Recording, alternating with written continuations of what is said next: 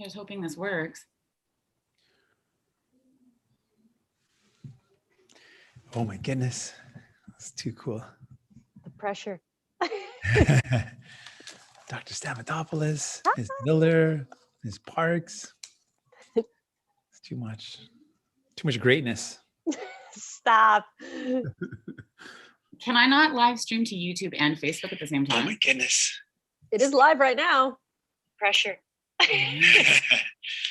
We are live. It says it's live on YouTube. It is. It's too much. Yeah. Too much greatness. Stop. And I think that made it live too. Can I not live stream to YouTube and Facebook at the same time? It is live right now. Kathy, just go. It is. Okay, hi. Hang on one sec. It says it's live on YouTube. Yeah, it is. Hang on while I figure out these technical issues. Okay, there we go. So I don't think we're doing live on Facebook, but that's okay. It's my first time trying to sort of figure this out. Welcome everyone to 10+3 Canadians United for National Standards. My name is Kathy Parks. This is the first of a town hall series that we're doing, an 8-part series. And we're going to be talking to various people about national standards. Tonight, we're really pleased to have NDP leader Jagmeet Singh with us. And I just want to start off by saying that, you know, I was kind of wanting to share a bit about my story, but I also realized that a lot of people have heard my story, my dad's story, what happened. And, you know, there's a lot of stories that are very similar to mine across Canada. And when we talk about, you know, what's going on in long-term care, I think the biggest concern for me is that this is going to affect absolutely everyone. And it's hard to think about it sometimes when you're younger or you're not, you know, we don't want to talk about death. We don't want to talk about getting sick. We don't want to talk about being frail. And yet it's a reality that if we're blessed, we're all going to end up having to deal with this in some way or another. So I think it's really important that we have these discussions, that we talk about what long-term care is like and even changing it. And I think national standards is something that's very, very important. So I'm really pleased that we're doing this. I'm really pleased we're having the discussion. And I just wanted to welcome Jagmeet. And of course, we're here with Melissa and Dr. Vivian Stamatopoulos. And so without further ado, I'm going to pass it on to Melissa Miller. Hi, everyone who's watching live and those who are going to be with us, hopefully watching this recorded later, because, you know, why wouldn't you?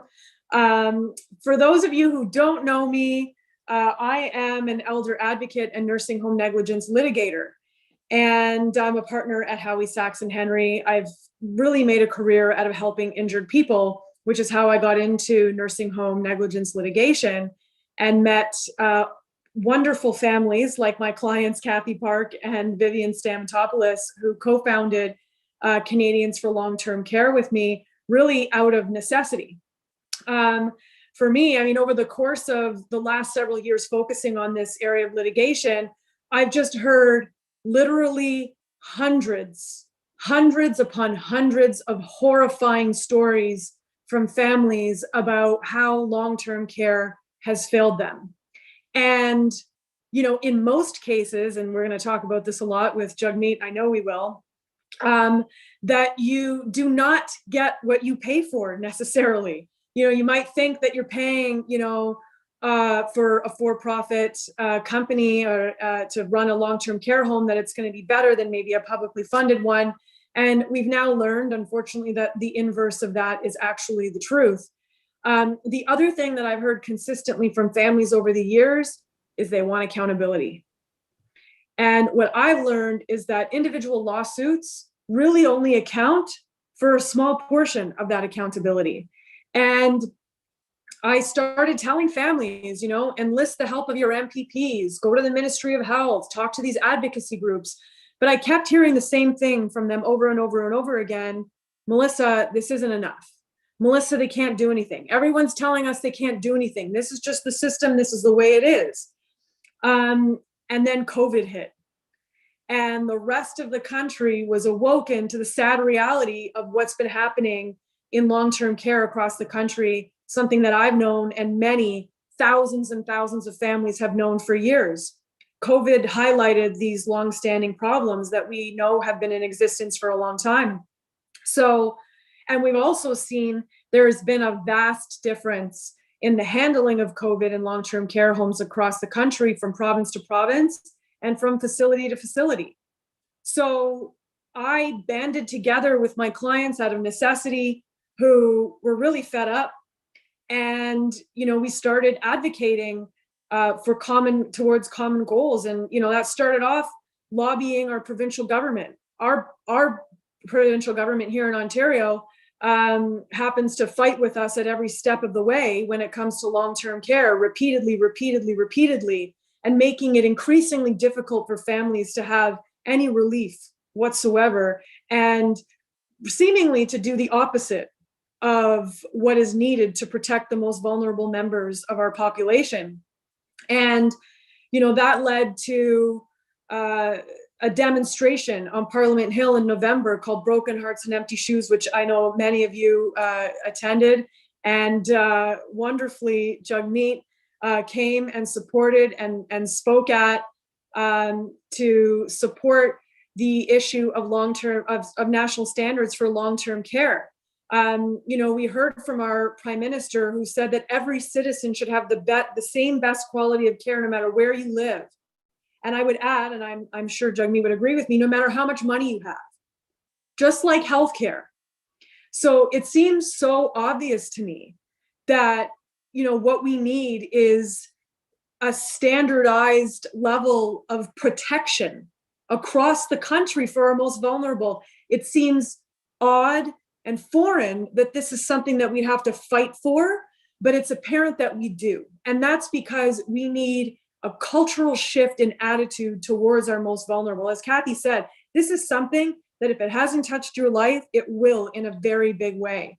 So our goal with these town hall meetings, with Canadians for Long-Term Care, with everything that we're doing, is really to have the provinces work together with the federal government to create national standards, which we view to be above partisan politics. This is a human rights issue. And that's something I know Jagmeet agrees with, because he created a platform for the federal NDP that is, founded on that principle. So, but before, and I do want, so excited to have you, Jagmeet, and I want to turn it over to you. But first, I want to introduce our other co-founder of Canadians for Long-Term Care, Dr. Vivian Stamatopoulos, fierce advocate and long-term care expert. So I will mute myself now. You're so sweet. Thank you. Hi, everybody. And thank you, Jagmeet Singh, so much for joining us tonight. And you have been such a gem. I can't say enough good things about you. You've always been there to support us, and from day one, and that does not go unnoticed. And the families are very aware of that too. And Melissa mentioned that I am one of her clients, and I don't talk about my story all that much because my grandma passed just before COVID hit, but I saw all the problems that existed in long-term care, and all the problems just got magnified when COVID hit. And then I was just started paying attention. I'm one of those people that I have a big mouth and I can't stay silent if I think I see something fundamentally wrong happening. That's just the way I'm built. And I saw what happened when COVID hit, particularly in Ontario, and I started paying attention to how other provinces were handling the situation and how badly we were handling it in Ontario. And it wasn't lost on me that a lot of that had to do with the fact that compared to the national average of for-profit ownership in terms of long-term care, Ontario has almost double the national average. So we're at around 58, 59%, and roughly the Canadian average is 30%. So there's a real problem in terms of the for-profit market model that has really led to a downgrading of the care that we've seen in this sector. And Ontario is the worst case scenario to really demonstrate the failures of that model and how badly things can go in an emergency when you have a system that is private and out of the purview of much of government inspection and oversight, unfortunately. We say we have inspection and oversight, but that's something that I know Jagmeet Singh knows we need to revamp, and we really need to work on that as well. because right now we don't hold these homes accountable. And Melissa's right. The only accountability there is to go through civil litigation. And I can tell you from firsthand experience that the last thing you want to do when you're grieving is have to get a lawyer. But there is no other recourse, because right now, you know what recourse there is? They get a written warning, they get a slap on the wrist, and then that's it. No matter how negligent or abhorrent the death may have been, that's your justice. The written warning, they learn nothing from it, and the cycle of violence just keeps repeating. And we're done with that. We're done. We saw how bad things can get. And if we do not learn from this experience right now, and we don't do something with the very clear evidence we have thanks to this horrible pandemic, then shame on us all. And I will keep pushing until my last day for something meaningful to happen, because I refuse to live in this world where this is how we treat our seniors, that this is acceptable, because it's not.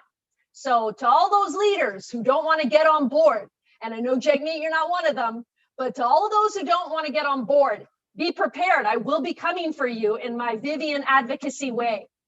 And with that, I will leave it to Jagmeet Singh.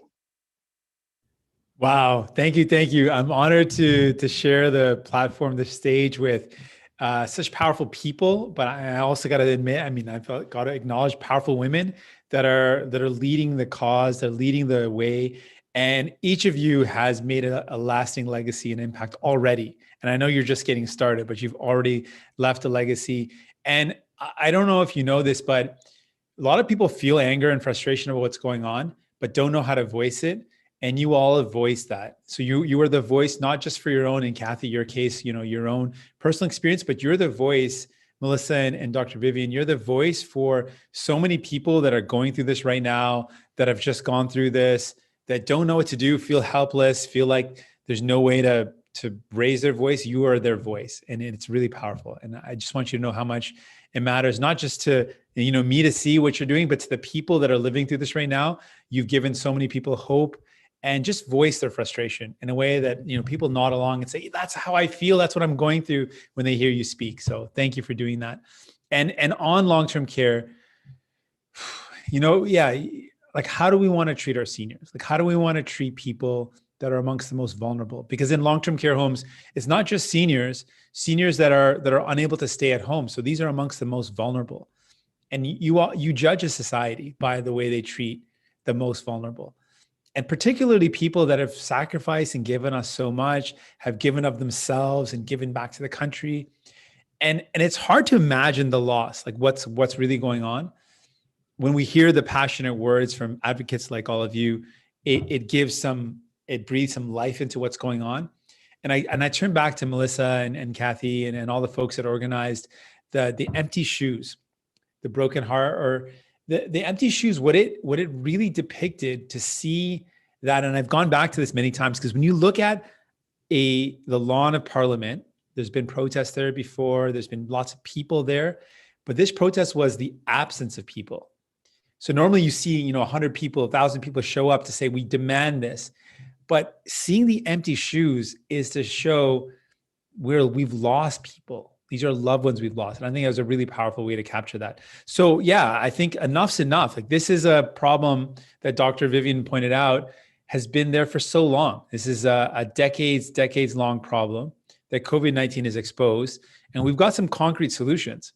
Let's learn from this and gather those learnings, what worked and what didn't work, and put that together in a national standard. What are the best practices? And then let's be really clear. There's overwhelming evidence. You've all talked about this, but for-profit care directly means worse care for our loved ones, worse care for seniors. There is no going around it. When your goal is to make profit, then every dollar is not going towards care. Some of that money is going towards profit. And we've seen very profitable long-term care homes continue to pay dividends while their residents were wallowing in horrible conditions, while their residents were being neglected and exploited to make money off of them, but they weren't getting the care they received. So we've got to remove profit out of long-term care. And we've got to start with Rivera, which is right now owned by a federal agency. We can start right there. There's no question that we could start there, and it would immediately improve things for people. But there's so much that we can do. We also know that the quality of care of work, the quality of work is directly related to quality of care. So these are things that we know, we've learned, and we've got to work on them and implement them. I'm ready here. I'm here for the fight. Really, I'm just going to follow in the footsteps of these women. I am by no means a leader in this charge. I'm just following the incredible example set by all of you. And I'm happy to be an ally and a soldier in this fight to bring some justice and fairness to the people that are some of the most vulnerable and deserve nothing less than the best care possible. Thank you, Jagmeet. Thank you so much. I think that, we've looked over your care package and what you've been talking about. And, with our first question for you was why are national standards important to you? But I think we just heard a lot about why they're important to you and what it means to you. But we do want to ask, specific to your platform, how do you feel your platform directly addresses the problem in long-term care?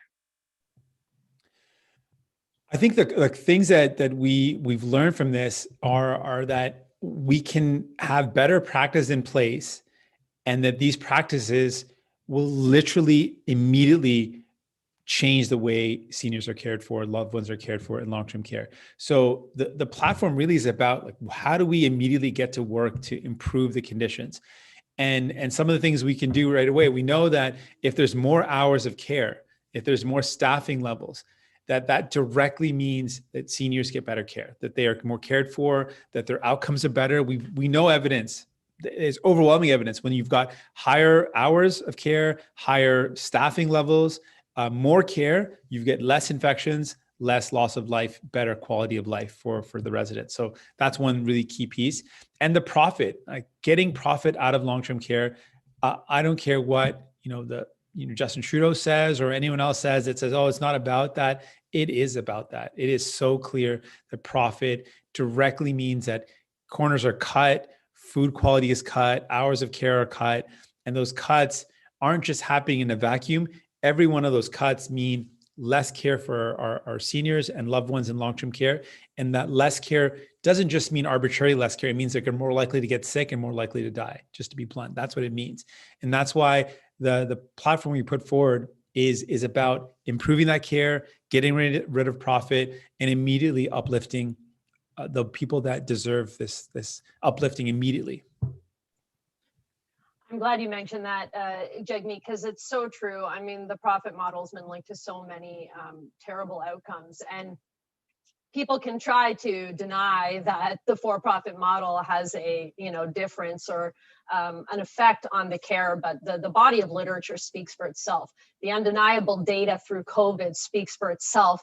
And generally, we're hearing those criticisms from the for-profit industry and their advocates, right? So the first argument pre-COVID was that, it doesn't provide, worse care. Well, we've shown that, it's been demonstrated, the jig is up there. Now, the next question is, well, we can't afford it, or it's not possible because there's jurisdictional issues.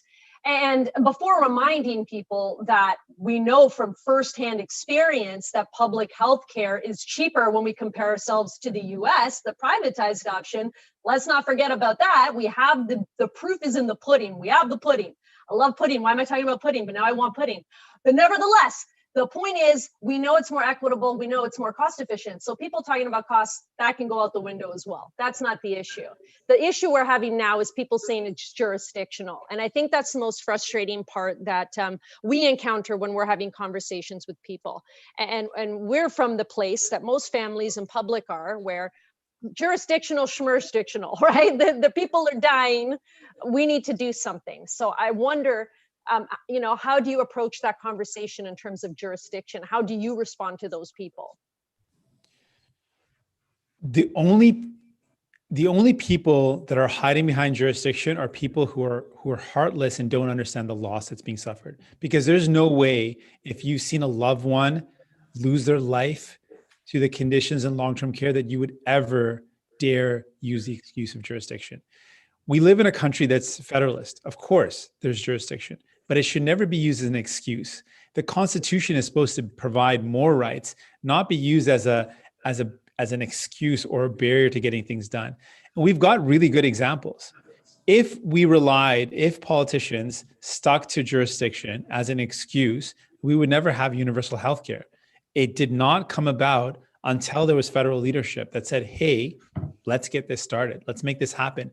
We had one province, Saskatchewan, Tommy Douglas as premier, brought it in place and said, this is great, but what about the rest of Canada? We need this to be across Canada. And if there wasn't federal leadership, if Tommy didn't say, hey, we got to get this done across the country, it would not have happened. So I take offense to this excuse of jurisdiction. We have to work with it. Sure. But no family wants to hear that. If you've lost a loved one, if your loved one right now is in long-term care and you're worried every day about what's happening to them, that does not satisfy you to hear that. And it's really a cop-out. So what we do is, absolutely, there's going to be challenges. It's not going to be easy, but it wasn't easy bringing in universal healthcare. There were provinces that said no. Ontario said no. It was one of the last holdouts.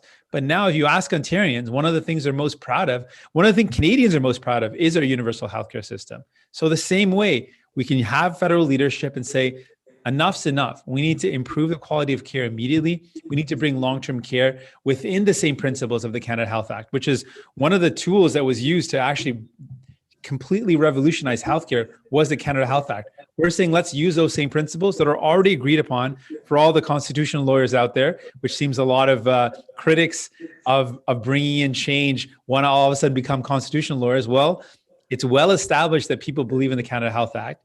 Let's use those same principles and get to work in revolutionizing our long-term care so that seniors are cared for, our loved ones are cared for. We can get this done. The excuses are for those who don't have the courage to dream about a better future. We believe a better future is possible and it needs to happen. And we're not going to be in any way daunted by people who want to use excuses. We're going to continue to fight because this is something that people need. Yeah, and look, as a lawyer, I can tell you, like, I don't want taxpayers' money, wasted on needless constitutional challenges. Nobody wants that. We don't want to create something that's going to foster, years, the next 10 years tied up, leading to a Supreme Court decision on whether or not, this legislation violated constitutional jurisdictional rights. That's not what we're after. But further to your point, Jagmeet, the Canada Health Act links the health transfer. So the money that the federal government pays to the provinces to support their own individualized provincial health insurance is linked to certain criteria.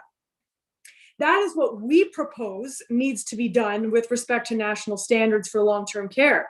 You want federal funds? Meet these criteria. So, is that in line, Jagmeet, with what your position is? Absolutely. And more so than that, even. I mean, that exactly is it, bang on. But what we've seen is that federal governments from conservative and liberal have been cutting healthcare funding. And so they're not in the same position to start putting forward principles because they've been cutting healthcare. So what we're saying is let's increase federal funding to the levels it should be at. That's something that needs to happen. If we believe in our public healthcare system, we need to fund it. The federal government's not been doing its part. So we fund it. And absolutely, we've got principles that we can use to link to the criteria of good care. Let's make sure those same principles are used in funding for long-term care. We can absolutely do that. And a province might take some time to sign on.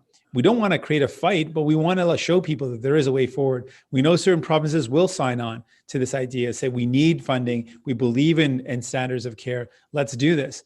And then eventually we'll show that we can get this done here. Why can't we get it done in other provinces? The same way there was persuasion in getting one territory or province to join, and then others joined on. We don't want this to be a battle against provinces. We want this to be a battle against the horrible care that seniors are receiving. This is a fight against bad care. This is a fight against people exploiting seniors through for-profit. And if you ask Canadians, if we spend $1 on long-term care, if we spend $1 on home care, we spend $1 on caring for people that need it, do you want that to go to shareholders, to go to the profits of CEOs and executives, or do you want all that money to actually go towards care? They're going to say, yeah, we want it to all go towards care. That's what we're proposing. Let's make sure all the money goes towards care. And let's make sure it goes to the best quality care possible. I can't see anyone that would disagree with that. And I can't see anyone that would eventually hold out if we started this process, got people on board. We want to do this in a way that works together, but not hiding from the urgency that we need to do something now. So that leads into sort of my next question. We've heard, and I don't mind saying, from the conservatives, the federal conservatives, and by the way, I say I don't mind naming them because we met with them.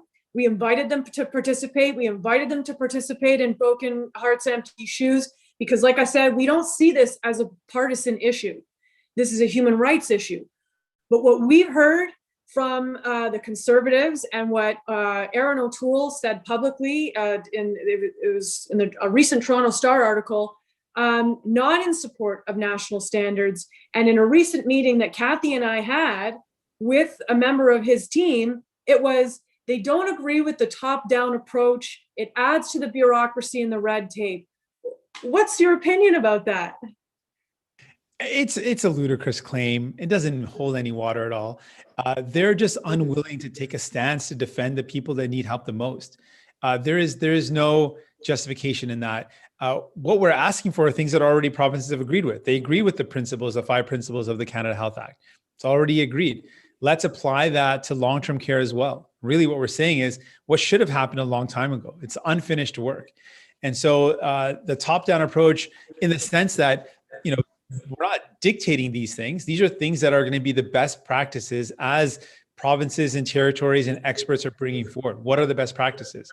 This isn't Ottawa knows best, which is kind of the excuse that they're kind of relying on. This is experts know best. People who have lived through this know best. People who have seen the horrible conditions. Our military that made reports that were pretty appalling about the condition. Not pretty, they were appalling about the conditions. So looking at those conditions saying, well, that should never happen again. What are ways for us to prevent that from happening again? Let's gather that information. And we already know a lot of them, and everyone already agrees. Easy things off the top. We know that we need higher staffing levels. We need more hours of care. We need to make sure personal support workers get paid better, have better conditions of work. We know that nurses have to be a part of the solution. We know there has to be physicians a part of the solution. These are some basic things that we already know. These are not controversial. They're not really debatable. These are facts. So gathering those together, establishing those standards, and then saying, okay, now let's apply the Canada Health Act to long-term care and home care, what we should have done probably a long time ago. This is another, I think, looking for an excuse as opposed to looking for a solution. There are solutions there, and that's what we're talking about.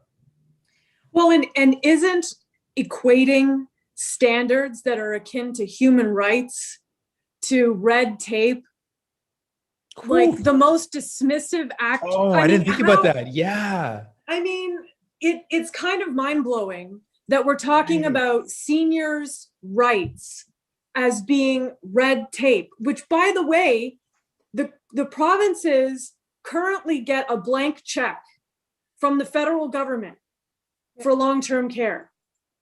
And that check can go to fund for-profit homes, which make up the bulk of long-term care homes. Yep. Yeah. That's actually powerful. I should have said that as my response. That was way better. It's so true, right? Like they're literally calling conditions for care, standards of care, human rights for seniors, red tape. They're calling that bureaucracy. I mean, it would seem to be basic decency, really. But yeah, that's a really good point. I wonder, Dr. Vivian, I think we should maybe flesh out this for-profit concept a little bit more, because I think people hear for-profit and they don't quite know how profit is able to actually be achieved in long-term care. I think that's something that we should maybe talk about a little bit. Well, one of the biggest problems is in identifying where the profit comes from is that they don't publicize their financials, right? So we don't have validated, open, transparent data. They don't publish their staffing data. We don't know exactly how many private, how many full-time, part-time, casual employees. We know from the research that has been done, by academics that have used obviously their own purposive samples, that it is far less. And even some of the for-profit giants have admitted themselves that they pay their workers less, but apparently that is not tied to any outputs. I mean, the arguments are ludicrous. The evidence is there. They are skimming from either, outsourcing food, outsourcing laundry, paying their staff less, having just simply less staff. I mean, I think one statistic is 17% altogether, 17% less staff than nonprofits and municipal homes. And we know that when we look at the municipal homes, particularly the city of Toronto has been just superb. And I mean, when we talk about, some of the for-profit industry giants will say, well, you need us because we are innovative and we're creative. This is the business go-to, right? They say innovation breeds in So capitalism. And it's such nonsense, because when you actually look on the ground floor how it operates, the innovation is in the municipal homes. City of Toronto fundraised $25 million on their own last year so they could implement the care standard before anyone, because they knew it was the right thing to do. And they went above and beyond to do that. York Region fundraises so they can provide fresh fruits and vegetables to their long-term care residents. Where's the innovation from the for-profit sector? You know where the innovation is? The innovation is finding ways to reduce inspections, to reduce penalties, to get more money to apparently update their homes, yet they didn't do it because, as we saw, the majority of the homes with the ward rooms were the for-profit homes. And they've been given increases to their capital development funds. And this fund started under Mike Harris, by the way. We never gave them money to fix their terrible homes before that. Thanks, Mike Harris, for that. 4 times they have increased the allotments for these homes to fix and rebuild, and they didn't over 30 years. Why didn't they? Other homes rebuilt and used those funds. Is it a coincidence that in the first quarter of the pandemic, the 3 largest chains, what is it, Sienna, Chartwell, and Extendicare, I believe, doled out $171 million to their shareholders while taking in roughly $141 million in government aid. So you're taking money, and you know where it's going? It's going right back to the shareholders and the CEOs. Where it's not going, obviously, was into infection prevention and control policies, into hiring more staff, into having proper PPE, and into doing the things that you needed to do to keep these residents alive. Because whether they'd like to admit it or not, the death rate during COVID was exorbitantly higher in these homes. We all saw it. The stories were horrifying. 5 out of 6 military homes, for profit. 90% of the homes taken over by either voluntary or mandatory management orders, meaning they couldn't get their outbreak dealt with. So they had to get the hospitals sent in or some other form of, military team, for profit. So I am tired with excuses. We don't need more evidence. We have all the data we need. At this point, we need political will. And if there is a lack of movement on creating the change that we need, and we know what to do, we have international models, we know how to move forward, and it is entirely possible. So people trying to say, oh my gosh, it would be too expensive, that's ludicrous. We can do it. Other countries have done it. We have innovations that we are not using and we need to use, and we need to use it now, because if not now, when? The worst thing that has ever happened to long-term care happened this past year. We will probably never in our lifetimes see something like this happen again. So why is the reticence? Why aren't our provincial and our federal leaders not moving quicker to actually change this system, which has been a demonstrated failure? I need to see change. Yeah, I mean, Vivian, I agree. Vivian says what we're all thinking all the time, and she says it really well. I mean, and when we talk a lot about Ontario, because that's where the biggest problem's been, but we even know, across the country, there's been various situations going on. Some provinces have done better. And I even think, though, when you look at that and you see the provinces that have done better, we haven't even learned from them. We're not really moving forward. And I think that this is where we're kind of seeing ourselves too individualistic. And we know the Constitution, we can't get around. Jurisdiction's an issue that's going to have to be dealt with. It can be dealt with funding, for sure. But we need to, instead of locking ourselves down and just saying this is a provincial issue and we just don't want to talk about it anymore, to learn and to be open and to change and to work together. Because, like it or not, as I said in the beginning, if you're blessed to live long enough, we are all going to be affected by long-term care. And it could be yourself, a family member. Look over at your mother, your father, who maybe they're 40s, 50s, 60s, and they're doing great. My dad was that way one time too. He was.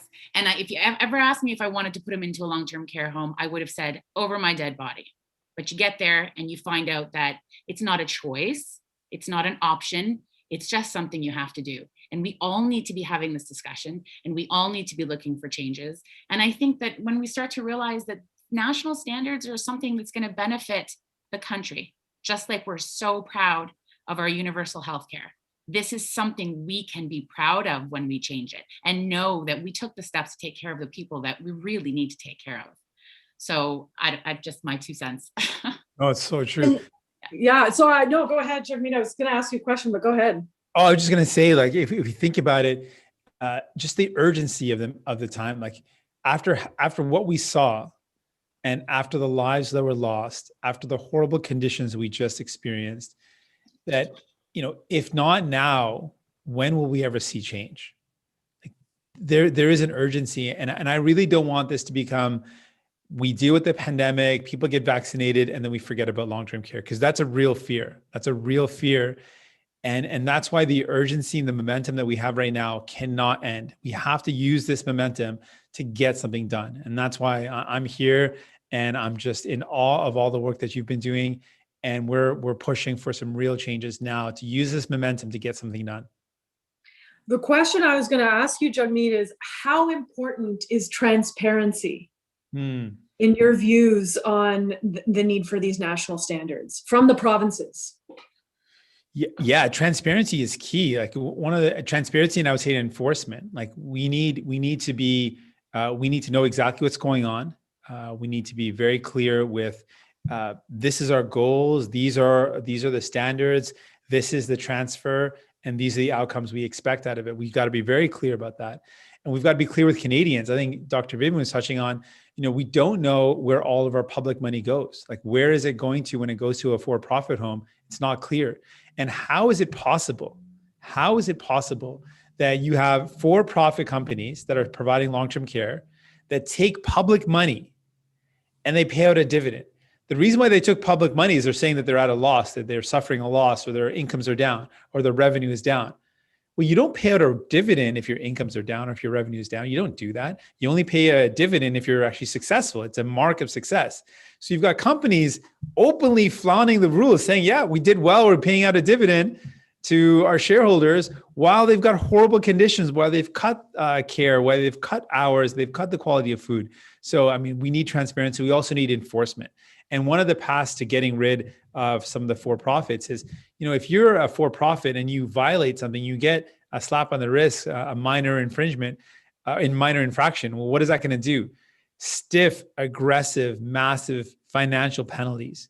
You know, there should be no business case here. You should not be able to make money in this. This should be all about money. Every cent that you have should go towards better quality food, better quality care, more hours of care. So there should be no business case here. It's not, and really what these are, what they've become, these long-term care homes, the reason why they're profitable, they're being run like a REIT. They're being run like an investment instrument. And in that investment instrument, you've got seniors' lives that are being lost. Like, that's how horrible this is. So yeah, there's got to be transparency. There's got to be accountability, and there's got to be very strict enforcement. But hopefully we move to a point where we don't have to worry about finding the for-profits, because we're going to get rid of them. So. Yeah. And I mean, I think it's interesting when you look at who sits on the boards of these big for-profit companies. They've got hospitality and business backgrounds, right? Their expertise is in cutting corners on food and laundry. You know, that's where, as you say, they're able to turn a profit. And I want to take this opportunity to be very, very clear. By no means are any of the people who are, you know, talking on this panel right now suggesting that every single home is equally bad. And we recognize that some homes are doing everything they should be doing, and the seniors who live in those homes, because they are homes. We're not talking hospitals. These are not acute care facilities. They are primarily the home of the residents who live there, are doing a great job, and the residents are getting the care they need. The problem, I think, that we're trying to address is there's a spectrum. And there's a spectrum of, and the spectrum of the very worst homes to the very best homes is so vast. And what we need to do is just level the playing field across the board, not to bring the ones that are doing a great job down to a lower level, but to bring all of the other ones up to their level. That is the goal. And that should be everyone's goal of these national standards, because, where the provinces don't want to play ball, this is where our federal government should be coming in and laying down the law, literally laying down the law to provide funding to these provinces. So I don't think we could possibly be more on the same page on this. Not at all. I think there's also something to be said about the kinds of penalties we really hit these homes with. So I always give the example of Extended Care. Extended Care is a Canadian long-term care company. They effectively got litigated out of the US. And when you get litigated out of the US, that's a problem. So Things what are happened? bad. Yeah, and pretty much the things that they were noticing in the US that they build them up for were things that we hear time and time again in Canada too. The same kind of things. They effectively build them for not providing proper care, billing services they didn't provide, which is flagrantly breaching Medicare, and it was fraudulent. But the funny part, and not funny but terribly sad part, is that they hit them with two things as part of their penalty. One was a $42 million or $38 million penalty, right? So good. But then they also said you have to enter into a 5-year corporate ethical agreement where we have to monitor your staffing levels and actually make sure you're providing decent care. And you know what they did? They said, we're going to shut down an entire portfolio in the US and leave. Wow. And that's what I would like to do. This is why we need standards to do the exact same thing. You hold these homes accountable, you force their hand, and if they decide, it's not profitable enough providing the care that these seniors deserve, then go open up a Tim Hortons. That's where you belong. You don't belong in care, okay? And we want you out. And again, as Melissa was saying, we know that not all long-term care homes, not all for-profit homes are bad. And we know there are some terrible municipal homes. But the point is, with any statistical pattern, it's a pattern. There's outliers on both sides. We're very aware of this. But on the whole, the data speaks for itself. And that's exactly what the US attorney running that case said too, that it was the profit model, a model driven more by profit and less by quality of care provided, that was responsible for what they saw with extended care in the US. So there's no question in my mind that there is no room for a model that is based squarely on success being how much can you dole out to your shareholders, forgetting the services you provide. It's all about the shareholders, right? And you should never ascribe a monetary valuation to human life. And that is exactly what we are letting this industry do to certain degrees in certain different provinces, the worst being Ontario. And it's no coincidence that the worst outcomes over this pandemic were in Ontario. At least Quebec learned something and they monitored and they effected some change for the second wave. So it wasn't as disastrous as the first wave. We learned nothing. We learned nothing. And is that because there are many conflicts of interest and very known relationships between the for-profit, the very powerful and very connected industry with our government? There's many stories written about that. I'll let everyone go look on your own for those, but they're there. And we should not have this model in any form of long-term care, period. Thank you, Vivian. Yeah. Retweeting Dr. Yeah. Yeah, I think we all agree. So we're just going to leave a few minutes now. We have some media here. If anyone has any questions, feel free to raise your hand. And while we're waiting for that, let's just take a minute to talk about staff. I really think that, we have some catchphrases about frontline workers that weren't intended to be catchphrases. They certainly have impact behind them. But national standards also, it's really going to benefit. It's going to benefit them, because we've seen stories about people living in shelters in Ottawa and people who can't afford not to work at multiple homes, and what that means then for the residents and their families. And Melissa, or Vivian, either one, or even Jagmeet, do you guys want to talk a little bit about national standards in relation to staffing? Yeah, Jagmeet, you were mentioning it earlier. I'm happy to give you an opportunity to sort of address that directly again. Sure. Yeah, I would love to. I think this is where I met with a lot of workers. We did Zoom calls and we chatted, and these are professionals. These are professionals that care deeply about the residents, but they are up against an impossible task. The hours of care needed and what their staffing levels permit just are not in line. Like they have so much that they need to do and they just don't have the hours to do it.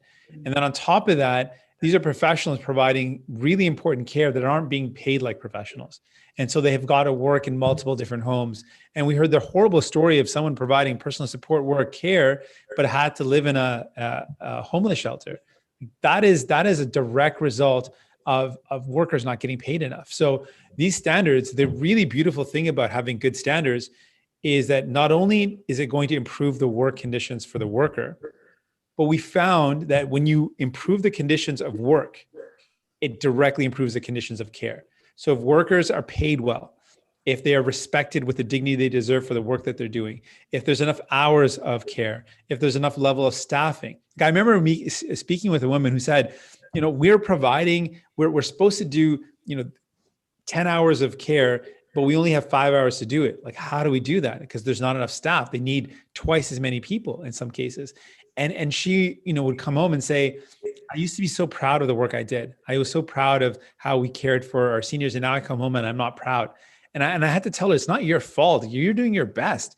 But what can you do if you don't have the hours, you don't have the staffing? It is not on the workers. They are just trying to do their best. So yeah, this is going to improve the quality of life, not just for the residents, which we want to absolutely top of mind is seniors and residents of long-term care, but also the workers. Their conditions of work being improved will help them out, which directly will help out seniors. So it's just an incredible opportunity here to do something really right, really good. Yeah. And I don't think that, I don't think people realize, just really quickly, I know we're going to pass it over to media in a second. When we say they work really hard, I can tell you firsthand, I have spoken the words to people, to PSWs in my father's long-term care home. I cannot believe that you do what you do. Back breaking, running, never enough time for every resident. And yet they care. Like my father was building relationships with these people and they genuinely care and they want to do the right thing, but we're not giving them the right opportunity and environment to do what they really want to do. And yeah, we really need to support them a lot better. So I'm just going to open it up again. Do we have any questions from media? I'll just unmute everyone.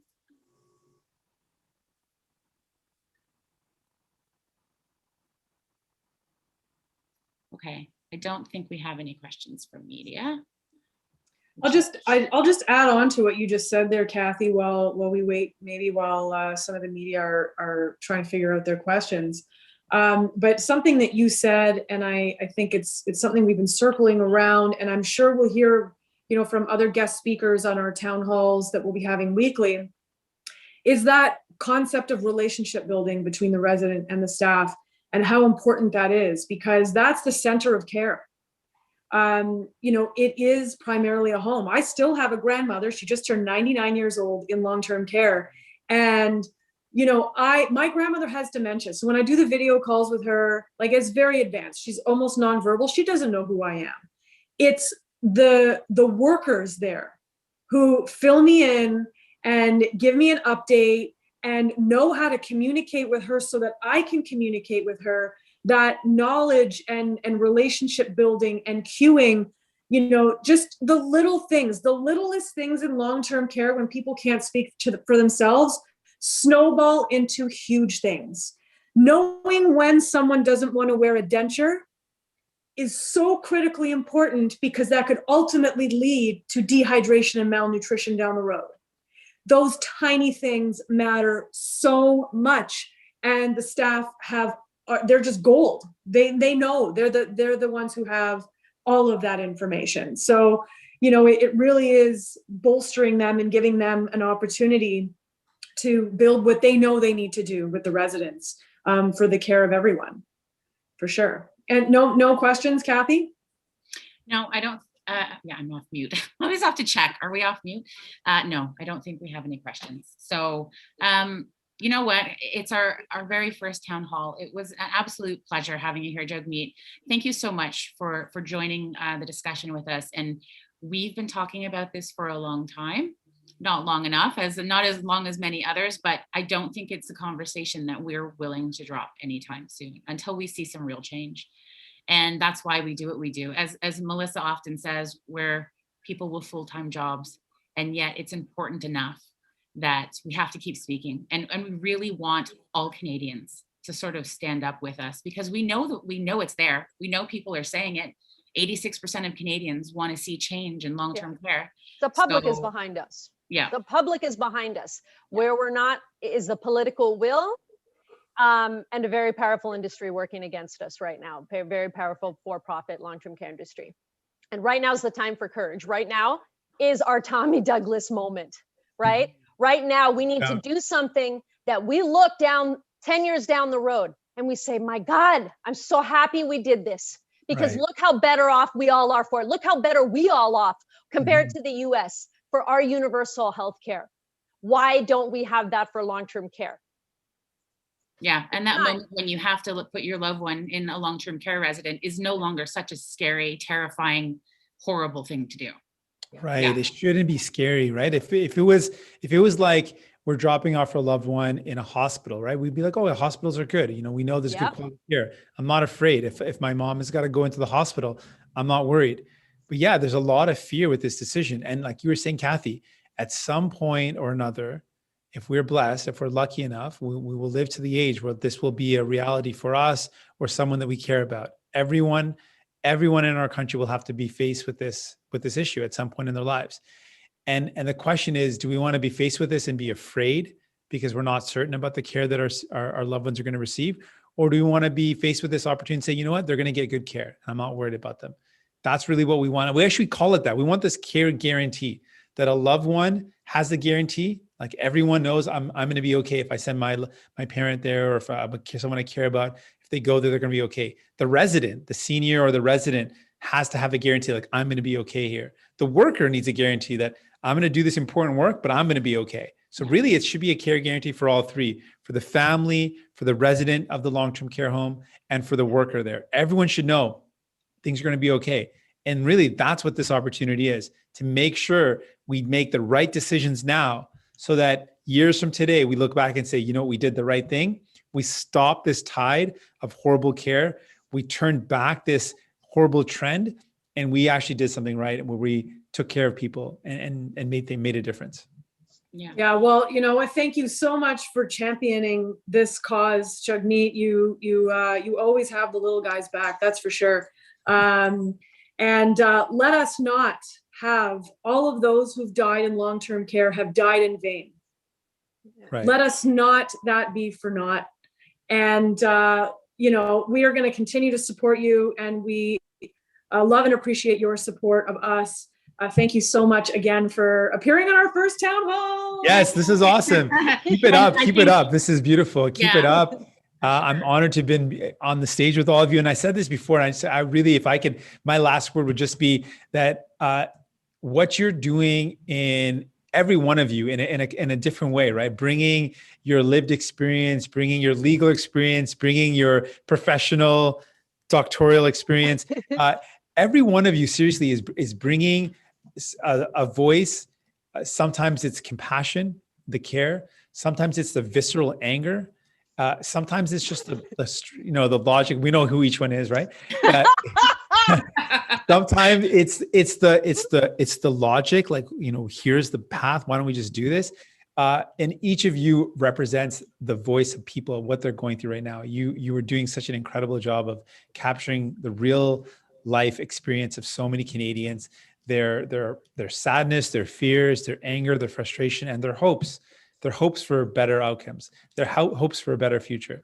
I can't say enough about how amazing you all are. So thank you. And before we let everyone go and say goodnight for the evening, Melissa, did you want to share something with us?